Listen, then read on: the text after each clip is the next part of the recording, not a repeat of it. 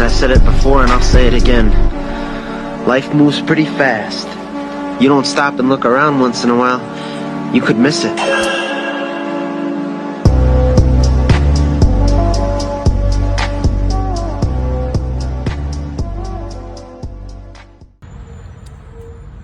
So to start taking things apart, take these clips out. Just take a little flathead, pull them off. One here, here, here. This one's for the arm. Bell crank. This is for the front to back motion. This is for the side to side on the shift lever and the gear shift. So I'm gonna take these off, and then once you pull them off, we'll compress and pull things off. So how you get these off is you got to, I'll pull up on this just so I can kind of get an idea of where it is on the thread, so when I put it on next time, but we're gonna have to realign everything, so all these are gonna change. You just pull like, and then pull it off. And then, so this one, they're different. So this one is for the bell crank, which is the side to side motion.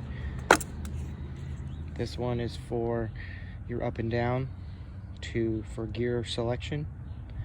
So this is the one that actually puts it into gear. This is the one that makes that lever go up and down depending on, you know, first, second, third, fourth, 5, 6. So I'm gonna put these aside. And the final piece of the puzzle, as I just got this in the mail from USP Motorsports. This is the solid shifter cable bushings, which is going to replace this movement. It's going to fill this in. So, yep. Alright, so next is the Cable End Bushings. I got this from USP Motorsports as well. I got all my parts from different places. So the cable bracket bushings were from ECS Tuning. This was from USP Motorsports. The short shifter kit was USP Motorsports. The first gear getter, which I'll have to do a separate video on that, and the super slider was all from Diesel Geek. I just got the companies that best price and also exactly what I was looking for. So make sure when you're getting these parts, there's about like 15 different options. You get the one for your exact model year, because the different, even with the Mk5, they're different between like 2006 and 2007 and like 2009. There's like 3 different versions of these.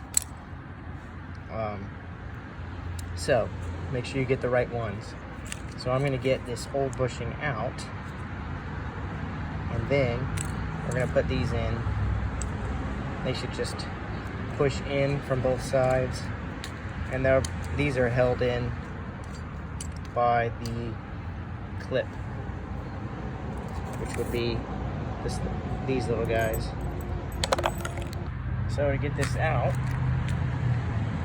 I have to use my foot because I don't have 2 hands. Just put this under here and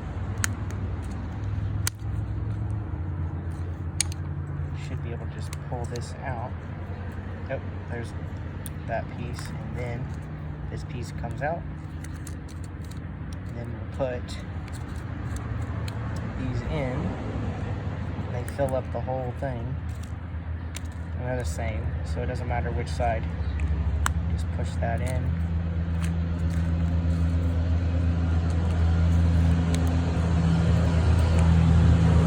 These will stay together when you clip it in the car. They're kind of not wanting to stay in. But next is this one. I'm gonna have to figure out how you deal with this one, because this one's a little bit different. But I might not end up changing it at all, because it has very little movement at all. In the first place, it doesn't even seem bad. So for this one, I decided to do it anyway. And Yeah, because the rubber was really brittle. It's a pain in the butt to get this little guy out of this hole. I kind of had to use my pliers and eat away at the rubber and just keep pulling at it until it finally came out. Now we guys got to get this rubber here, get all this out, because we're not going to use any of this because we're replacing it with this. It doesn't look like it's supposed to fit, but if you can see this curve here and here, it's going to actually fill these curves. There's going to be open void here, and that's okay because it is going to be secured, even though from first glance it doesn't look like this is the right part, but it is. So I'm going to work on getting this extra rubber out, and then we'll be able to put this on. All right, I got all the rubber out with my pliers, and then this just slides in here like so, and then that C-clip goes on. So these are good to go back in the car. So we'll go put these on, and what we're gonna do is we're gonna do this. We're gonna pull them out, and we're gonna rotate it.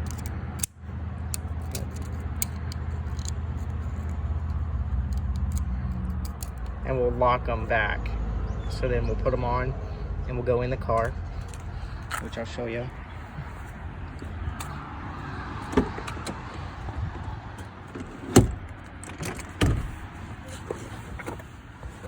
So I will take this out. And what we're gonna do is we're gonna put a pin through here so that that will hold it in a neutral position, and then the transmission itself will be locked. And we'll do our alignment so that the ends of the cables themselves are aligned properly. Alright, so this is what it's going to look like before the adjustment. We've got these pulled back and locked. And then I'm going to put a drill bit in the shifter. So I've got it locked in place. So can't move it up or down. And these are pulled back. Once the shifter's in position, then we're going to release these and the adjustment's done. Okay, so I used a 3/16 drill bit and I locked the shifter in place.